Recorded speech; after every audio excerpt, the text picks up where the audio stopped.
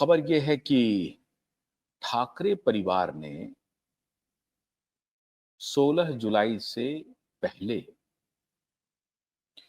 मुलाकात करने की सोची थी कई लोगों से।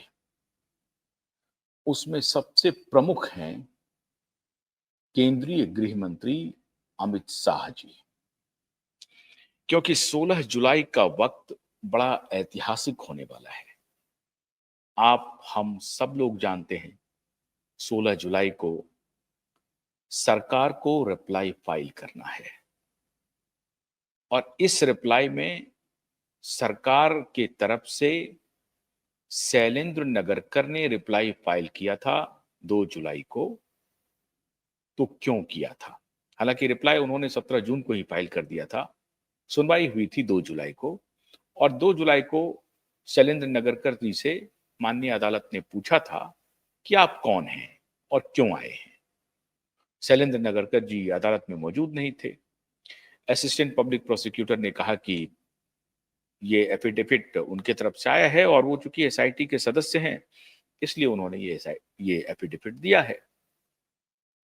खैर, उस पे आदरणीय नीलेश ओझा जी ने इंटरवीन किया और कहा कि 30 अप्रैल का ऑर्डर देखा जाए मिलॉर्ड। और 30 अप्रैल के ऑर्डर को देखने के बाद ही अदालत की त्योरी चढ़ गई।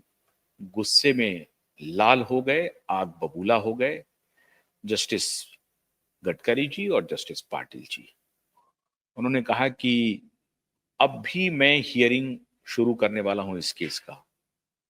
Are you ready for argument? Assistant public prosecutor ने कहा कि मिलॉर्ड मुझे वक्त दिया जाए। कहा कितने दिन का वक्त दिया जाए? 3 सप्ताह का। अदालत ने कहा कि नहीं, हम 2 सप्ताह का वक्त देंगे और फिर ये मैटर 16 जुलाई के लिए लग चुका है। अब इसमें 2 बड़े खेल हुए हैं। खेल ये हुए हैं कि एक तो सरकार की तरफ से रिप्लाई फाइल करना है और ये रिप्लाई महाराष्ट्र की मिनिस्ट्री ऑफ होम के संज्ञान में होगा और महाराष्ट्र के जो मिनिस्टर ऑफ होम हैं वो महाराष्ट्र के मुख्यमंत्री भी हैं। दोनों के संज्ञान में होगा क्योंकि 16 जुलाई की हियरिंग बहुत इंपॉर्टेंट है। 2-3 तरीके से इंपॉर्टेंट है।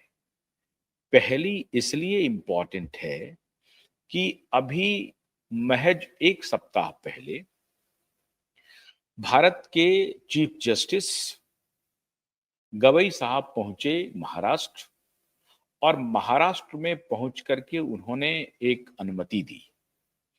अनुमति थी कि जो कोई भी हियरिंग महाराष्ट्र के मुंबई हाई कोर्ट में होगी वो हियरिंग लाइव होगी। मतलब लोग जैसे सुप्रीम कोर्ट की हियरिंग लाइव होती है, बहुत सारे कोर्ट की, जबलपुर हाई कोर्ट की हियरिंग लाइव होती है, बहुत सारे देश के हाई कोर्ट की, उच्च अदालतों की हियरिंग अब लाइव होने लगी है। और इसीलिए आप देखते होंगे कि जज और वकील के बीच में जो हॉट डिस्कशंस होते हैं वो सोशल मीडिया पे वायरल भी हो रहे हैं। कभी आप देख रहे होंगे कि जज महोदय पुलिस को फटकार लगा रहे हैं, जज महोदय वकील साहब को फटकार लगा रहे हैं, जज महोदय जो कोई भी वादी होता है और उसमें अगर वो हीला हवाली करता है, और मोस्टली जो गवर्नमेंट ऑफिशियल्स हैं, चाहे वो सेक्रेटरी लेवल के ऑफिसर हों या डीजी या डीजीपी या कमिश्नर, इस तरह के लेवल के जो ऑफिसर हैं, या सुपरिटेंडेंट ऑफ पुलिस, इस तरह के लेवल के जो ऑफिसर हैं, उनको आप कड़ी फटकार खाते हुए अदालत में कई वीडियो आपने देखे होंगे। और ये सब नतीजा इसलिए हुआ, ऐसा नहीं है कि अदालत में कोई वीडियो बना रहा है और वो वीडियो बाहर लीक हो रहा है।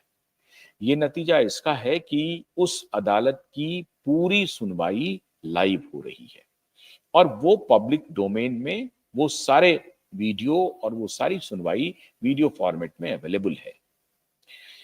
न्याय होता हुआ दिखना चाहिए। न्याय हो ये तो महत्वपूर्ण है ही, लेकिन न्याय होता हुआ दिखना चाहिए ताकि जनमानस में न्यायालय के प्रति सम्मान बढ़े और न्यायालय का साख बढ़े। न सिर्फ न्यायालय के प्रति सम्मान बढ़े बल्कि न्याय के प्रति भी सम्मान बढ़े। अपराधी जो कोई भी देख रहे हों उस हियरिंग को, उनको लगे कि अगर मैं अपराध करूंगा तो साहब यहां से मैं नहीं बच पाऊंगा। अपराधी प्रवृत्ति के लोग सहम जाएंगे और सामान्य जन को यह भरोसा होगा कि नहीं, हमारे लिए न्याय का मंदिर है जहां हमारे देवता मौजूद हैं और हमें न्याय मिल सकता है। बड़े से बड़े लोगों को के खिलाफ न्यायिक कार्रवाई हो सकती है और बड़े से बड़े लोग जेल जा सकते हैं, बड़े से बड़े लोग कानूनी शिकंजे में आ सकते हैं और उनको कानून की अवहेलना करने के लिए सजा भी मिल सकती है। ये आम लोगों के बीच में संदेश जाएगा। उस लाइव का ये बहुत बड़ा सिग्निफिकेंस है। इसीलिए अब तक जो ठाकरे झूठ बोलते रहे थे और झूठ की मार्केटिंग भी करवाते थे पैसे दे करके, गलत मिसलीडिंग रिपोर्ट छपवाते थे, अब ऐसा नहीं होगा। आपने देखा होगा कि कैसे मैंने आपको पिछले दिनों बताया कि लाइव लॉ एक संस्थान है।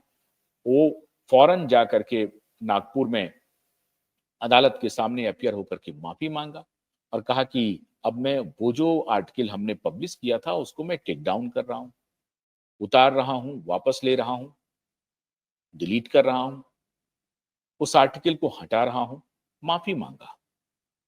इसी प्रकार से देश के बड़े बड़े मीडिया संस्थानों के खिलाफ दो